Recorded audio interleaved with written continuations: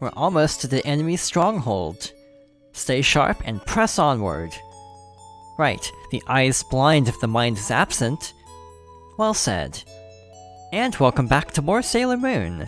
So last time, we finished up Stage 4, so this time all that's left is Stage 5. First of all, there is a special item over here, but I don't want to pick it up quite yet. I actually want to fight these enemies first, because this will actually refill our health, in addition to doing something else. In general, this stage is actually very difficult, despite this initial encounter not being too bad. I feel like the difficulty curve of this game is actually pretty solid. There aren't too many moments that feel like massive difficulty spikes, and in general, it does feel like with the enemy's health levels and so on, it feels like it gradually does get tougher instead of just gradually spiking, which is good. And as a result, this level is definitely the toughest in the game, and the one I am most worried about. I don't know how this is going to go. Hypothetically, I feel like if things go poorly, we might end up using multiple continues on this stage alone. So hopefully that's not the case, because actually I feel like I've been playing pretty well so far, outside of using up that one continue. I definitely think this is probably one of my better runs of the game, definitely better than my practice runs, to be honest, which is good. Alright, so that should be the last enemy of that encounter, so let's pick this up. So in addition to restoring our health, it's also a health extension. I honestly don't really like how the health extensions are in the final level. I kind of wish they were in earlier levels too, because that definitely would have made the previous stage a lot easier, but it is still very much appreciated because this level is definitely not holding back anymore. This encounter here is honestly kind of difficult, because the enemies attack really quickly, there are a lot of enemies, and you don't really get invincibility frames, so it is possible for all the enemies to deal damage at once basically, and drain your health meter very quickly. So let's be a little bit careful, let's actually remember to use this attack, and try to get through here with as little trouble as possible. Honestly, that wasn't too bad, actually. Made it out of that encounter with over half health. I'm gonna leave that healing item for later, until I really need it, or until I get through this particular fight, just in case. So yeah, my advice would be to kind of move a lot, trying to kind of stay mobile, to quickly get out of the way of attacks. I actually really like this stage visually though, even though it's actually really difficult. Oddly enough, I actually think it's prettier than the anime's version of this area. I feel like in the anime, it's kind of this desolate, snowy Arctic tundra, instead of this like really pretty sunset background. So yeah, I actually prefer how it looks in this game, even though tonally it doesn't quite fit with the atmosphere of that story arc. This definitely is a fairly loose adaptation of the anime, which is fine, but yeah, it definitely takes a lot of liberties with its locations and storyline. I somehow managed to get over here in time to actually heal, which was great. I thought I was actually going to lose a life, which would have sucked, because then there'd be a healing item that I would no longer need. But yeah, I feel like adaptations are actually really fascinating, because there are a lot of adaptations like this that take the basic framework of a storyline and kind of make an original game out of it. And there are also games that completely ignore storylines and make their own. One good example of that is actually with the Fullmetal Alchemist series, the first anime specifically, because the first PS2 game, Fullmetal Alchemist, and the Broken Angel, if I'm not mistaken, was entirely original. Like, it was a completely original storyline with those characters, but the sequel, Full Metal Alchemist, The Curse of the Crimson Elixir, was kind of a hybrid of an original storyline and a straightforward adaptation, because the first part of the game was based on the first few episodes of the anime, but the second part of the game is entirely original, so it's kind of both. It feels like a lot of licensed games go that route, of kind of being like adapting the work, but also kind of veering off the rails partway through into an original storyline, and I actually kind of like that. It obviously, in some cases, is necessary if a movie or a TV show doesn't have enough to work with for a full game. So yeah, I feel like that's totally fine if a game isn't exactly like a literal adaptation of a work. So yeah, in general, I do feel like anime adaptations are actually a lot rarer than they used to be. It still happens. There are definitely games for like My Hero Academia, One Punch Man, Dragon Ball, and so on, but it definitely feels like there aren't as many adaptations. There were a lot of really obscure anime at the time that got like video games for like PS2, DS, and some of them were actually pretty surprising. Like, there were a lot of games based on like slice of life anime at the time, like, you know, Haruhi Suzumiya got quite a few video games. That was our first life, by the way, a little bit earlier than I would have hoped, but oh well, we should still be good to go. Let's see, I know, like, I think Lucky Star got, like, a DS game or something. Ouran High School Host Club got a visual novel for PS2 and DS. So yeah, a lot of anime got adaptations back then, and it definitely feels like only the really big series get video games nowadays. And sadly, I'm not even sure if Sailor Moon counts as one of the really big series anymore. Again, Crystal was not really well received, and Eternal, I think critically actually did pretty okay actually, but the box office was kind of low for that. Then again, movies in general have not been doing particularly well lately for obvious reasons. This is actually being recorded a little bit in advance, so I actually don't know how the second part of Eternal is doing, because I'm pretty sure it should be out by the time this video goes up. But I have a feeling, financially at least, it's not going to get any better because it's a sequel, and thus you have to see the first part to actually get the full context, and since the first part didn't exactly do well financially, I'm not expecting the second part to do much better. So yeah, I feel like Sailor Moon as a series is definitely kind of losing steam, which is sad because it is still one of my favorite series, partly from a nostalgic standpoint.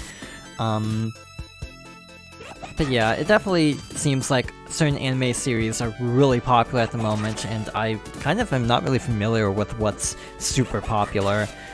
Like, I definitely know of what's really popular, but it's not stuff I've actually seen, or necessarily even feel inspired to watch. Like, stuff like Attack on Titan is really popular, but I'm not remotely interested in watching it for some reason. Like, the most recent anime I've actually seen is Fruits Basket, but the 2019 version, which is really good, by the way. I'm actually surprised Fruits Basket never got a game, because that was so popular in, like, the early 2000s. It would not have surprised me if it had gotten one, to be honest. Again, with how many different anime series got adaptations. So far so good, actually. Other than that first life lost, things have been going pretty well on the stage. I say as I immediately take a lot of damage. That always happens. Again, I am very much prone to jinxing. So maybe I need to stop being like, yeah, things are going great so far. But yeah, definitely this stage is visually a highlight. I feel like musically, this game isn't particularly outstanding. Like, a lot of the music doesn't really stand out very much. I do like a lot of the sound effects because they sound so Genesis. The Sega Genesis, or in this case, technically the Sega Mega Drive, because this was only released in Japan, it has a very unique sound to it. So some of the sound effects sound like they'd fit right in with a game like Sonic Spinball, even, which, depending on who you ask, might either be a really cool thing or not a great thing, actually. It feels like the Sega sound, or the Sega Genesis sound, is kind of polarizing, but very distinct, I'd say.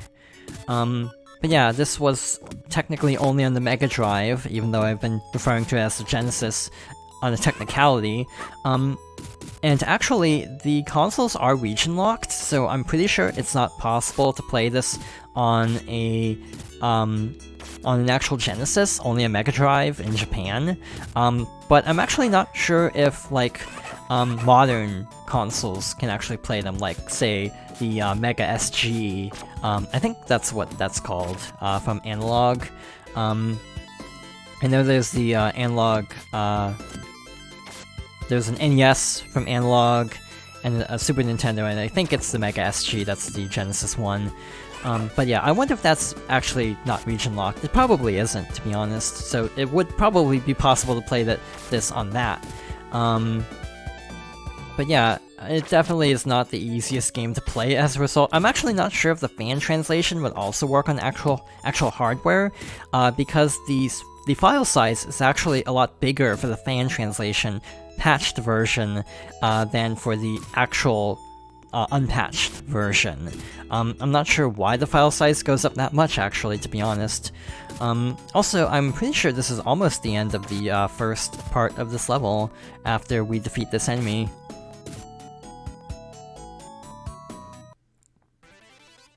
Alright, so now we are presumably inside the Dark Kingdom, if I had to guess. And this is where the stage starts getting really difficult, obviously being the end of the game. There's a recovery heart in the far right corner, but I actually don't want to pick that up until after this initial battle, just in case I really need it. Hopefully not, but still, it's best to keep healing items on the field as long as possible, in case you really need them later. But yeah, these enemies are probably some of the tougher ones to fight because of how quickly they can actually attack. Even now, I'm actually not sure if I want to pick that up quite yet, or if I want to get through this fight first. This game definitely reuses enemies a lot. That's not particularly surprising as an arcade-style game like this. It feels like a lot of games in this style tend to basically take enemies and just change up like their color palette and then give them more health, and that's kind of how they create more enemies. Which actually makes a lot of sense, to be honest, because as you're getting better at the game, presumably, it makes sense to kind of reintroduce some of the older enemies, but with tougher attacks and more health. And also giving them a visual difference to make them stand apart from the easier variants of each enemy. Yeah, Sailor Moon is a really cool series from a nostalgic standpoint. I'm actually not sure how it would hold up, actually, because again, I haven't really watched it recently, or read the manga recently. I would be curious to, actually, specifically the manga, because of being a lot shorter. So yet again, there was a health extension over there, but again, I don't want to pick it up quite yet, because it does refill health. So I want to actually get through some of these really tough enemies first, before worrying about picking that up. Alright, so after this, I'm actually not sure if there are any more enemies in this particular wave. I'm being very careful because I'm pretty sure I've already accidentally picked up a healing item in this playthrough, which would have definitely helped. So yeah, be very careful, maybe don't fight directly next to a healing item, but kind of stay close by just in case you need to quickly rush over and pick it up. But yeah, try to stay a little bit far away just in case, since the attack button is the same as picking up items. And we should be good to go there, so let's collect that. So we have a lot more health this time, which is great because we have 2 really tough enemies right now. Overall, I feel like it's hard to really pick what I think the toughest enemy type is. This is definitely one of them because of how far away they can actually attack from. So again, it's definitely good to try to keep away from them as much as possible. Yeah, overall, I'm not really sure how difficult this game would be for someone who's actually really good at beat-em-ups. You know, obviously after playing this game, I'm not really sure if I could jump straight into like a Streets of Rage and expect to do well.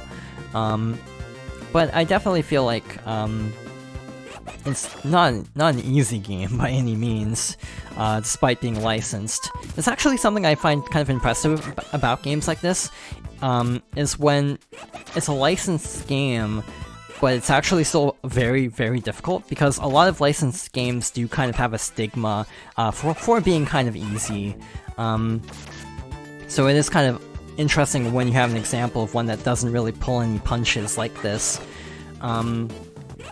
It is fun though, having a licensed game that's actually kind of difficult, but again, who knows, maybe it's just me being bad at beat-em-ups and not really having played any before that makes this as difficult as it actually is.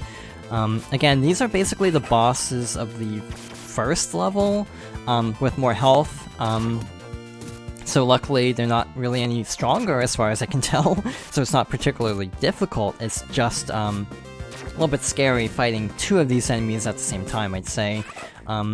Again, because they also have a decent amount of range to their attacks. But we are basically done with this fight, and with that taken care of, I think we're going to call things here for now. So, thank you for watching, and I hope you'll join me next time for more Sailor Moon.